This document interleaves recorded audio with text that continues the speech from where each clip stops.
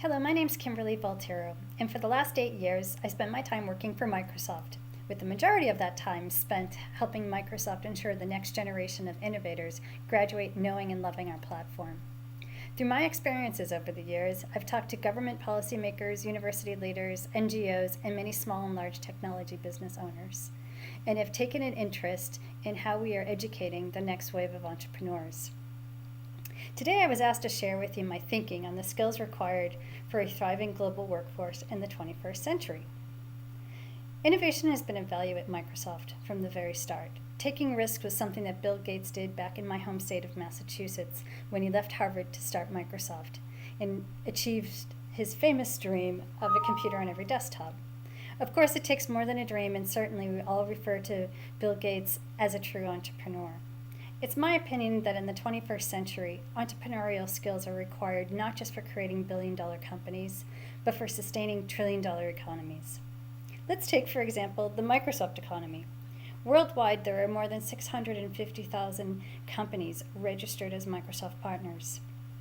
IDC regularly surveys our partners and has found that for every 1 pound Microsoft makes, our partners earn about 9 pounds.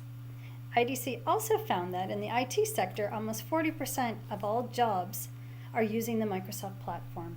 In Europe alone, with a substantial 220,000 partner organization, that represents 3 million jobs and billions in revenue. To keep this economy going, we need the next generation of talent to work in these businesses, to grow these businesses, and to help replace them with even more innovative ideas and new companies. Despite the down economy, there is very low unemployment rate in the IT industry, and every day there is a new idea, like Angry Birds. My question to you is, are your students ready to innovate? In a recent survey, we asked Microsoft partners who were hiring students what skills they were looking for in a new graduate. There are some differences in developing markets compared to emerging markets and in developed markets like in Europe, but all markets agree that teamwork, problem solving, and adaptability are among the top skills students need when they graduate. With technology at the center, Microsoft believes the 21st century workforce requires new skills and enhanced knowledge. The reality is that most students are graduating today with 20th century skills and are not equipped to make it in the 21st century. Companies report a huge gap between the skills being taught in school and those that are needed for them to innovate. It is true that they want students that are knowledgeable of the technologies and that they are using in their day-to-day companies, and that they don't have time and the money required to invest weeks or months like they did in those wonderful days of management training programs. That was really great, but it really required a big investment on the company. My question to you, how flexible and adaptable is your university? Are you building a learning environment that requires insight, collaboration, and persistence to graduate? In our efforts to reach future innovators, we focus in on students who want to solve problems with technologies. To that end, one of our programs that appeals to those students, technologists, is the Imagine Cup. The Imagine Cup asks students to solve the world's toughest problems using technology and gives them a chance to develop 21st century skills.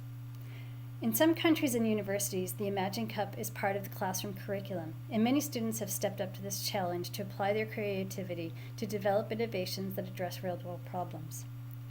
The Imagine Cup brings together worldwide NGOs like NetHope, the United Nations Food Program, and others to suggest real problems to solve.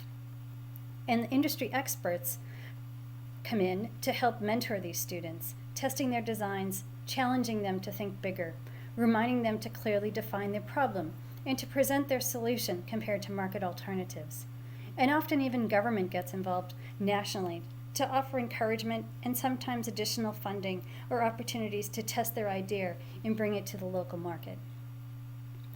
This past year, 350,000 students registered from more than 120 countries. The prize money is just one incentive: being the best, networking with people worldwide, gaining exposure and recognition for their talent seems to keep the students motivated to join year after year. Of course, skills for employability requires more than these 21st century skills I mentioned, and academic skills, occupational skills are absolutely paramount. But how does an entrepreneurial university or department know that they have graduated a young entrepreneur. How do you measure success of your program, of your students, or of yourselves? Here's some of the way that Microsoft measures our success and our outcomes by looking at 5 key performance indicators. The first being software. Are we getting enough software into the hands of students for free? The second, training. Are we training students in certifying them on the technologies and on the skills, the occupational skills that our partner ecosystem needs? The third one, are they students stepping up to the challenge to use that technology and to do something with it, like applying for the Imagine Cup competition? And then, of course, connecting those students into the Microsoft ecosystem and getting them into jobs using that technology is another very important indicator. And new to be measured is the number of BizSpark startups. These key performance indicators are one way that we track our efforts educating the next generation of innovators. Microsoft is committed to innovation. As we develop partnerships with other stakeholders, we see our reach scaling exponentially. To make all of our impact sustainable, to help innovators develop from within our communities, we need to work in concert with academia and with government. By influencing the learning process, we can change attitudes and introduce new opportunities to the students of today and to motivate the innovators of tomorrow.